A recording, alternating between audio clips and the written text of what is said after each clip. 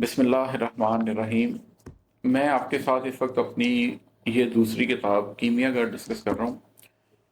इस किताब का नाम मैंने जिस नज़्म के उन्वान पर रखा है उस नज़्म का उन्वान भी कीमियागर ही है, और अभी मैं आपके साथ वो नज़्म ही शेयर करने लगा हूँ, उसको डिस्कस करते हैं।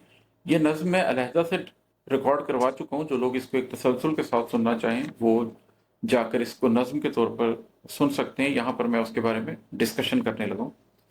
कीमियागर बुनियादी तौर पर किसको कहते हैं?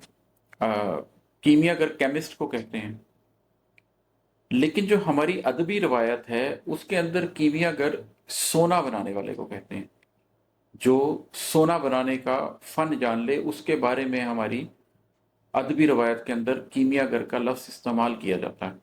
इस रस्म का उन्वान कीमियागर इसलिए है कि जब मैं अपनी ज़ात को बदल रहा था और तब्दील कर रहा था, तो एक वक्त था जिसमें मैं दो हिस्सों में बट गया था, और मेरा ज़ाहिर मेरे बातिन से कुछ सवाल पूछता था।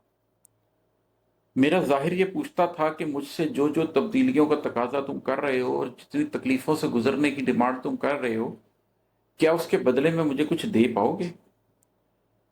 जैसे आप मटेरियलिस्टिकली सोना बना सकते हैं, उसी तरीके से आप अपनी ज़ात को भी सोना बना सकते हैं, अपने कल्ब को भी सोना बना सकते हैं, खुद को कुंदन कर सकते हैं।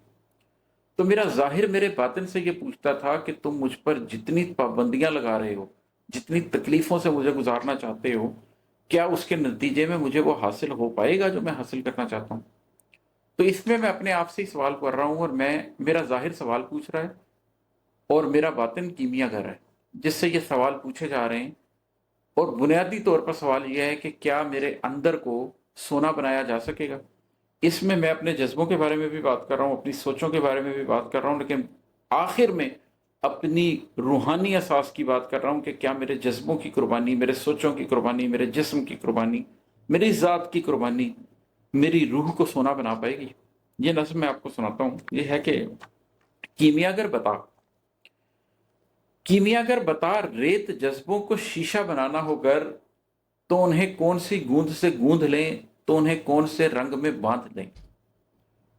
जैसे रेत से शीशा बनता है, जैसे उसको गूंद लिया जाता है और वो एक सिंगल चीज बन जाता है, जैसे वो मुख्तलिफ रंगों के इम्तजाज से गुजरता हुआ शीशा बनता है, उसी तरीके से ये एक तमसील है कि मेरे जज्बे भी तो रेत की तरह हैं। ये बंद मुट्ठी में से गुजरते चले जा रहे हैं। हवा आती है तो उड़ते फिरते हैं, तपिश होती है तो सुलग उठते हैं, रात होती है तो मुंजमद हो जाते हैं,